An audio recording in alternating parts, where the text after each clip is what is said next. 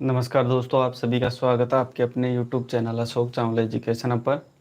दोस्तों, आज हम जिस विषय के लेसन प्लान के साथ मिल रहे हैं वो है सामाजिक विज्ञान की पाठ्य योजना यानी एसएसटी लेसन प्लान। और जिसका प्रकरण यानी शीर्षक पर हम आज बात करने वाले हैं वह है नगरीय स्वशासन। तो दोस्तों, नगरीय स्वशासन नामक पाठ्य योजना के बारे में संपूर्ण चर्चा करने वाले हैं इस पाठ्य योजना के माध्यम से कि किस प्रकार इस पाठ्य योजना को आप विषय वस्तु के आधार पर बच्चों के सामने प्रस्तुत कर सकते हो और किस प्रकार इसको अपने डायरी में बना सकते हो। तो सबसे इम्पोर्टेंट बात है वो जब भी आप कक्षा के अंतर्गत विषय वस्तु पढ़ाने जाते हो तो सबसे पहले आपको ब्लैक बोर्ड स्किल दिखानी होती है जिसे हम श्यामपट्ट कौशल कहते हैं, जिसमें आप सबसे पहले विद्यालय का नाम लिखते हो, कक्षा कालांश, विषय, दिनांक, दिवस, अवधि, ये सभी चीज़ें आपको लिखनी होती हैं। प्रकरण के अगर नाम की बात करें तो विशेष ध्यान रखें, प्रकरण का नाम आपको ब्लैक बोर्ड पर स्टार्टिंग में नहीं लिखना है। प्रकरण का नाम आपको तब लिखना है जब आप प्रस्तावना करने के बाद जब उद्देश्य कथन करते हो, तो उद्देश्य कथन करते समय ही प्रस्तावना का नाम लिखा जाता है, उससे पूर्व वो प्रकरण का नाम लिखा जाता है, उससे पूर्व नहीं लिखा जाता है। उसके बाद बात करें उद्देश्य से संबंधित, तो उद्देश्य की अगर बात करें तो पहले हम ज्ञानात्मक बात करेंगे जिसमें बच्चा विषय से संबंधित, जिस हम टॉपिक की बात करें उस टॉपिक से संबंधित ज्ञान प्राप्त कर सकेगा। ठीक है, इसमें बिंदु मैंने की बात किया अभी नगरीय स्वशासन, यहाँ पे अवबोधात्मक है ना। ठीक है विषय, यह थोड़ा पीडीएफ की दिक्कत है ना, तो ये ध्यान रखना। अवबोधात्मक बिंदु है जिसमें शीर्षक के अंतर्गत पाठ्य पुस्तक को छात्र भली भांति समझ सकेगा, अवबोध कर सकेगा। कौशलात्मक अगर बिंदु की बात करें तो शीर्षक में आई हुई बातों को अपने मौखिक या लिखित उत्तरों के माध्यम से अभिव्यक्त कर सकेगा। ठीक है, चाहो तो आप यहाँ पे टॉपिक का नाम भी डाल सकते हो कि इस टॉपिक के अंतर्गत। उसके बाद देखिए अभिवृत्त्यात्मक अगर बात करें तो अभिवृत्त्यात्मक में संबंधित तथ्यों पर सकारात्मक दृष्टिकोण विकसित कर सकेंगे। ठीक है, बच्चों की अभिवृत्ति, इसमें अभिरुच्यात्मक में अगर लिखना चाहे तो विषय के प्रति बच्चों की अभिरुचि या फिर रुचि विकसित करना। आगे बात करते हैं शिक्षण सहायक सामग्री जिसे हम टीचिंग एड भी कहते हैं। तो इसमें क्या है, शिक्षण सहायक सामग्री के अंतर्गत छात्र अध्यापक या छात्र अध्यापिका को पाठ्य योजना पढ़ाते समय जो भी चीज़ें सहायक रूप में काम आती है वो सभी सहायक रूप में चीज़ें क्या कहलाती है, टीचिंग एड कहलाती है, जिसे हम शिक्षण सहायक सामग्री या फिर सहायक सामग्री भी कहते हैं। जैसे चौक, डस्टर, श्यामपट्ट, संकेतक, लपेट फलक आप यहाँ पे लिख सकते हो। अगर आप कोई चार्ट मॉडल वगैरह प्रयोग करें तो वो भी आप लिख सकते हो, या आप पे डिपेंड करता है। आप अगर यूज लेते हो तो वो चीज़ें यहाँ पे लिख सकते हैं। शिक्षण की विधियों की अगर बात करें तो इसमें व्याख्यान विधि का प्रयोग किया जाएगा, विकास विधि का एवं प्रश्न विधि का।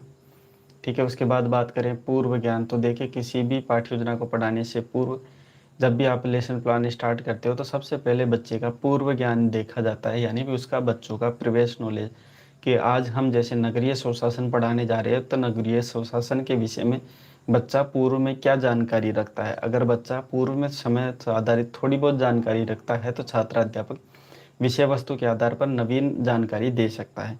लेकिन अगर बच्चे को पूर्व ज्ञान बिल्कुल भी नहीं होता है तो इस विषय वस्तु को आप नहीं पढ़ा सकते। ठीक है, तो बच्चे ऐसा नहीं है कि कुछ नहीं जानते, बच्चे नगरीय स्वशासन के विषय में सामान्य जानकारी रखते हैं। अगर बच्चा सामान्य जानकारी रखता है तो छात्र अध्यापक अगला सोपान करता है जो कि है प्रस्तावना प्रश्न। इसमें छात्र अध्यापक द्वारा कुछ प्रश्न किए जाते हैं और बच्चे के द्वारा इस प्रश्नों का उत्तर दिया जाता है। जैसे पहला प्रश्न देखिए कि विश्व का सबसे बड़ा लिखित संविधान किस देश का है, तो वो भारत का है।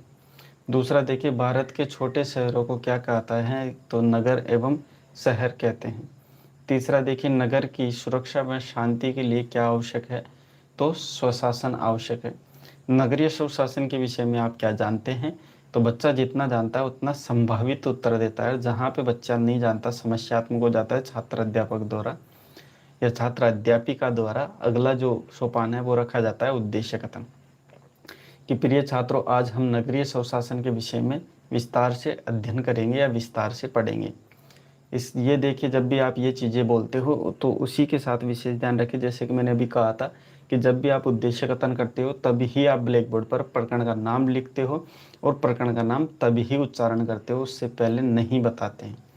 उसके बाद अगला जो सोपान है वो है प्रस्तुतिकरण व पाठ्य वस्तु का। इसमें छात्र अध्यापक द्वारा संपूर्ण विषय वस्तु है वो बच्चों को समझाई जाती है, बताई जाती है, प्रस्तुत की जाती है। ठीक है, छात्र कथन में क्या होता है कि छात्र अध्यापक विषय वस्तु पढ़ा रहा होता है तो छात्र उस विषय वस्तु को ध्यानपूर्वक सुनता है, एवं छात्र अध्यापक द्वारा मुख्य बिंदु नोट करवाए जाते हैं, उनको अपनी उत्तर पुस्तिका में लिखता रहता है। तो यहाँ पे देखिए छात्र अध्यापक जब विषय वस्तु कुछ पढ़ाता है तो इसी में से मुख्य बिंदु होते हैं, उनको छात्र अध्यापक श्यामपट्ट सारांश या श्यामपट्ट कार्य के अंतर्गत लिखता है। ठीक है, यहाँ पे ब्लैक शीट का प्रयोग किया जाता है। यहाँ पे जो भी श्यामपट्ट पर मुख्य बातें लिखी जाती है उसको ब्लैक शीट के आधार पर लिखा जाता है।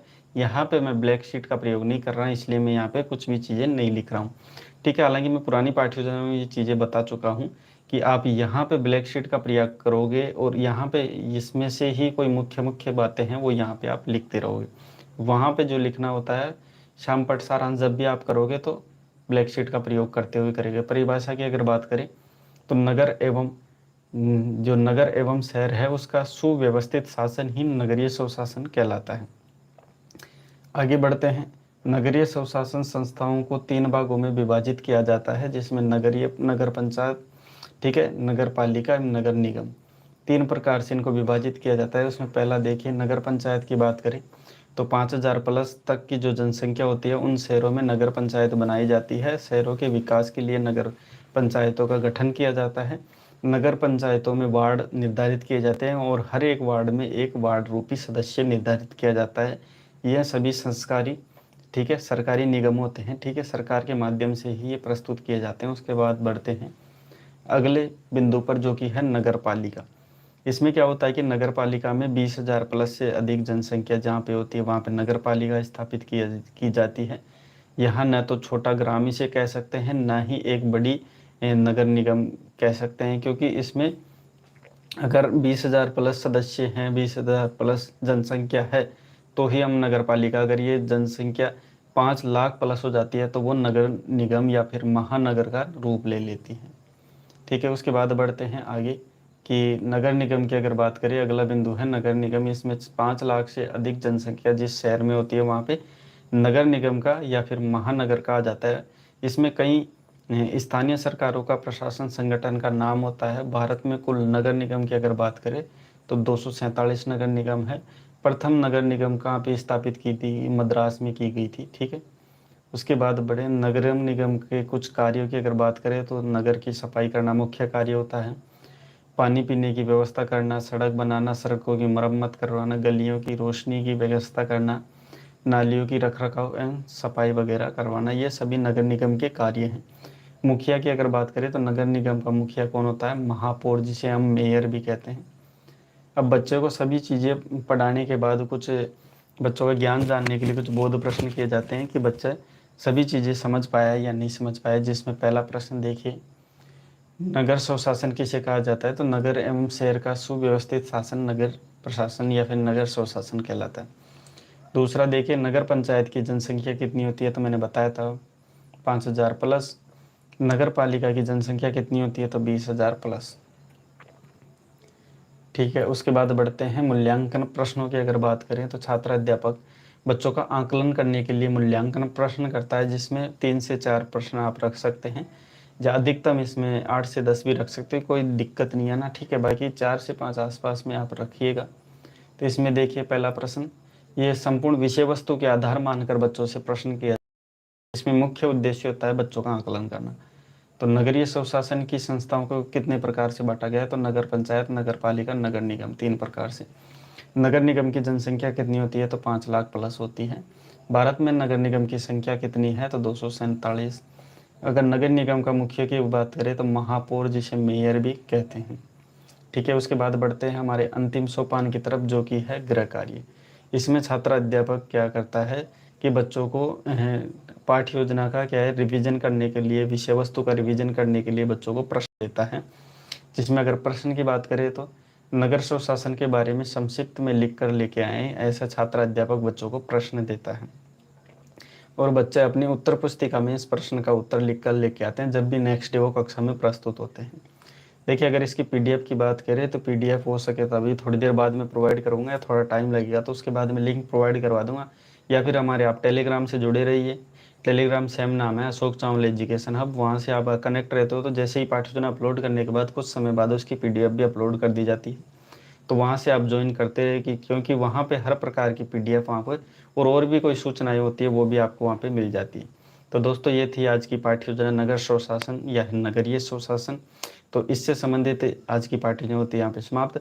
और किसी बच्चे को अगर कोई नया लेसन प्लान या नए विषय पर या नए किसी भी आधार पर कोई पाठ्य योजना आवश्यक हो तो ये हमारे व्हाट्सअप नंबर दिए गए, इस व्हाट्सअप पर आप मैसेज कर सकते हैं और विषय वस्तु भेज सकते हैं।